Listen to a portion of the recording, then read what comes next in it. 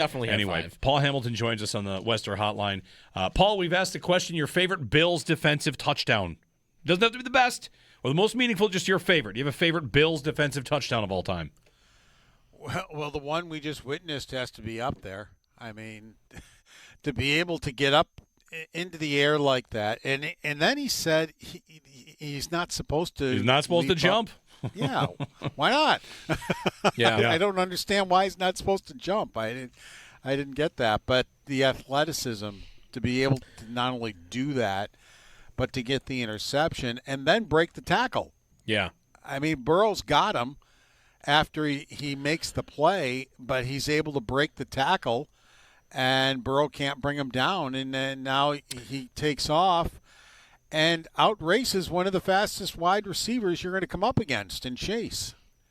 I mean, just the whole thing. I mean, I'm just trying to think back when I saw a better defensive touchdown than that one. I mean, that has to rank right up there. There have been bigger moments, obviously, right? But like the Carlton Bailey interception against Elway, when that game was scoreless, I think, right? Even into the third quarter. Yes. Mm-hmm. So there have been bigger moments, but right, like the play he makes. I wonder, he said that about you're not supposed to jump. I wonder if he meant for all quarterbacks or for certain ones. Because, like, I can imagine what Allen would have done on that play. Allen would get you to jump, and then he would run up the middle for 25 yards. Right. But that's Joe Burrow. Like, Burrow's not really a threat to pull it down and then take off with it. And do you really blame the quarterback here? I mean, first of all, you have to, in a split second, realize that maybe this guy can get up and block the pass. I have trouble sitting there saying, boy, Joe Burrow really made a bonehead play there. I mean, just a great play. Yeah, it's just a great. Sometimes you just have to say, nice job, nice play, you know? Do you have to say that to the Calgary Flames last night, Paul? Yes, you would have to say it how many times that they scored right after the Buffalo Sabres scored. I mean, you've just got to be better than that. You can't be so bad every time you score a goal, then you come out on the ice and the next shift you give up a goal. I mean, it's just crazy. I mean, all right, you give up the first two. First one goes in off the shoulder. Second one, you break your stick when you shoot it. You're screened anyway. That turns into a knuckleball. And then, so it's 2-0 at the end of one period. Thompson gets you right back into the hockey game as he finally scores a goal. And you decide, well, okay, that's cool. Let's take a couple of penalties. That would be neat. And let's turn it into a 5-on-3. Not for very long, but enough. So then now you've gotten back into the game to make it 2-1. Now it's 3-1. Now you've caught the Flames you've hemmed them into the zone. They're on a 2.5-minute shift. So Power scores a goal to get you back in it at 13:43. But at 14:14, Power does the old, well, I was supposed to cover that guy? Oh, okay. And just has absolutely no idea that Kadri has gone by him. And so Kadri's wide open. So now they score a goal. But now you make a really nice play for Darlene. I like the whole goal. I like the play Norris made coming up the ice. Dome, perfect pass. Darlene, perfect read to get up into the play. He gets a tap in at 16:32. But, let's give him another one at 17:27. Now this one, Darlene did fall down. So that allows Coleman to bring the puck right into the crease. First save is made. Nobody covers Kuznetsov. He winds up scoring on that one. Calgary, again, scores right after you. You pull the goaltender to make it 6-on-4. So Tuck tips in Darlene's shot. You score there. But, of course, you're going to give up the empty netters. That's just what they do. Mm-hmm. That was empty netter number 11 and 12 against them this year. And 6-on-5, so they've given up 12 empty netters and have not scored on themselves. That was 6-on-4 they scored on, not a 6-on-5. For it to happen once in a game is too many. where the next shift after a goal has to be a good shift. And every time they give up a goal afterwards. And now the Flames leave with 7 goals, and you leave with a loss. And I think it's a well-deserved loss. I don't care if you outshot them 29-28 or whatever. Or I don't care if you had bad luck. Some of those goals are simply bad luck. Well, you make your breaks. You make your luck. And Calgary was in position. Buffalo, until right before the Tuck goal, again, weren't hard enough around the net. That one, Lindy Ruff should put that on continuous loop because every Sabre was digging for the puck, knocking people down, trying to get the puck loose. They were so tenacious that the Flames got so mad at them that Wolf took a penalty, Ball took a penalty because they were so upset with the way the Sabres were attacking the crease. And I'm like, yes, there you go, boys. That is how you attack the crease. That is how you show tenacity to get in there. You didn't score there, but you were put yourself on the power play so you were able to score. But that's what you should be doing each and every time. And they don't. There are pucks laying around the crease that they don't get to. All of a sudden the other team will clear it. And, again, that's what they should be showing the team. That's how you try to go and win hockey games. But by that time, it's too late, and you did score a goal to once again pull to within 1 from that play. But then you give up your 2 empty netters, and that's that. Yeah. Do you feel like the game is any different, Paul, or how different would it have been had Greenway just been a foot further back on an offside challenge? I mean, they lose by 1, or it ended up losing by 3. It's another one of these games, though, where you change one thing and maybe it does go differently. Yeah, and he was offside. He tried to drag the leg to stay onside, but didn't. And so you have another one that, the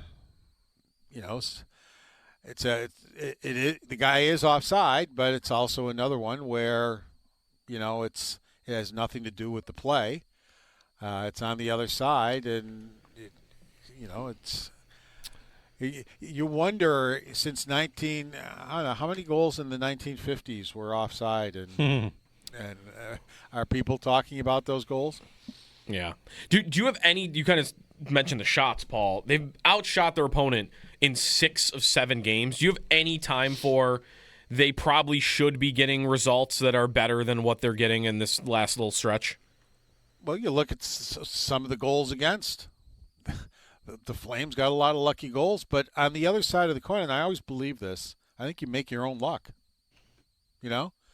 And so the Flames they were bearing down, and the Sabres.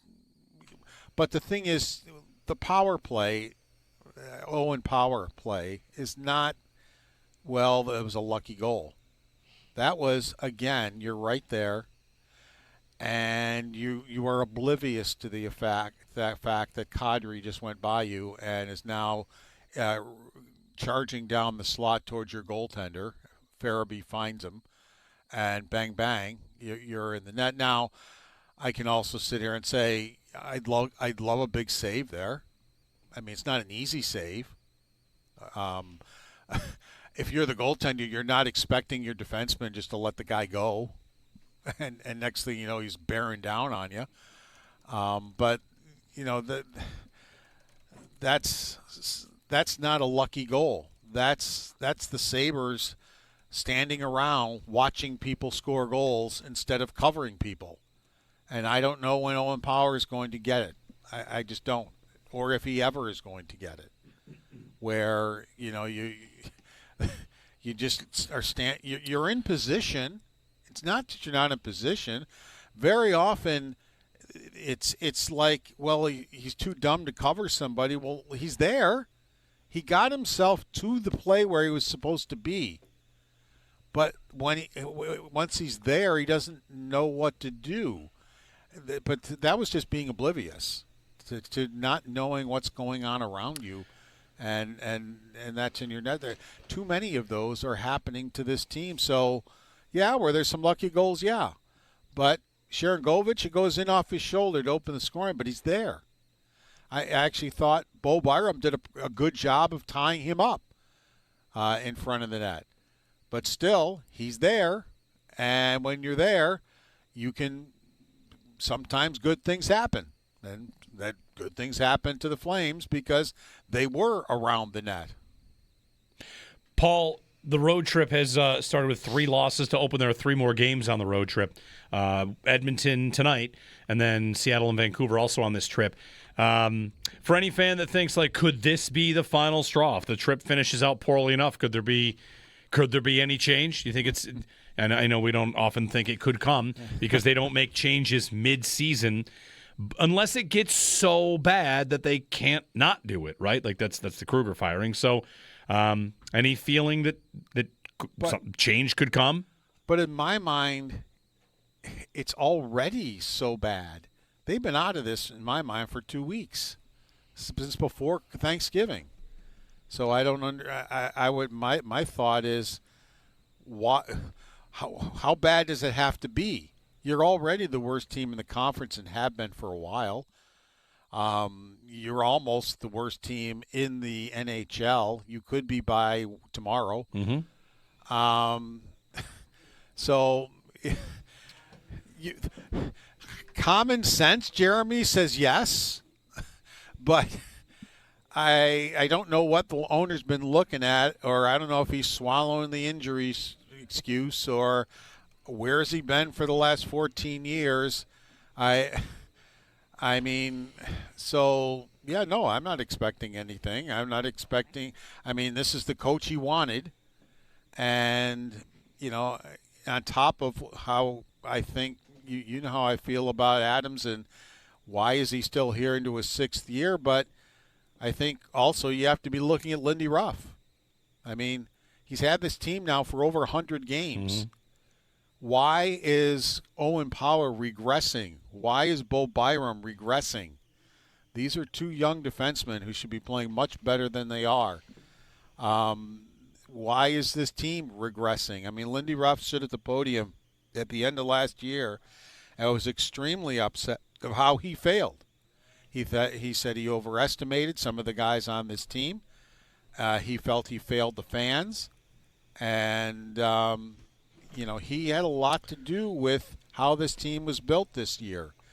I mean, some of the guys that he wanted, they got to make them, quote, harder to play against and to make them harder to score on and to improve the goals against. Well, they're still at the bottom of the league in goals against, and they're still in the bottom of the league in the standings. So what has changed this year? I mean, he's had all off season to do that, and Lindy Ruff had a lot of say in who was going to be on the team this year and who he wanted on the team to make them better. But again, here they are. They can't figure out a goaltender. They don't stay with a guy long enough to see if he can be a number 1 goaltender. So you have, again, 3 goalies. Who's your number 1? I don't know. Good question. Who is the number 1? Who has even gotten the opportunity to be the number 1? Nobody, because as soon as one of them has a bad game, they're out of the net for 3 weeks, and they're on to the next guy. And nobody gets a chance to – why don't they just pick one? Whoever. Pick one and say, you are the goaltender for the next 25 games. It sure looks like – doesn't it look like they've picked Luukkonen to be that? He's just, of course, not up to it. But – I mean, but again, he wouldn't have played today anyway because they're not going to go back-to-back. But pick one that you're in net, you are going to be like the number 1 goaltender. We're not going to be going, all right, next game's Lyon, and the next game is Ellis, and Ellis will get 2, but then he won't go well, and then we'll go back to Luukkonen, and then he'll get 2, and then he won't go well. I mean, Luukkonen's numbers going into last night's game were pretty good for like the last 6 games.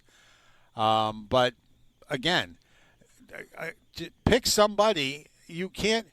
None of these 3 goaltenders are going to grab the bull by the horns when you're playing them, and then they have it in the back of their heads, well, if this doesn't go well, I'm not going to get to play the next game.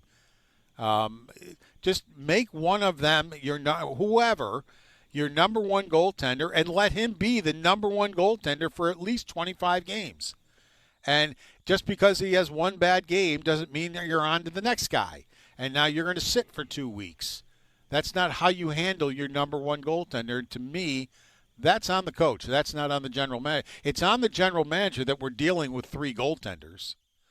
But it's on the coach that none of them have been given the opportunity to be the number one goaltender. Just pick one and make him I don't care who, just make him your number one goaltender for the time being and see if he's up to it.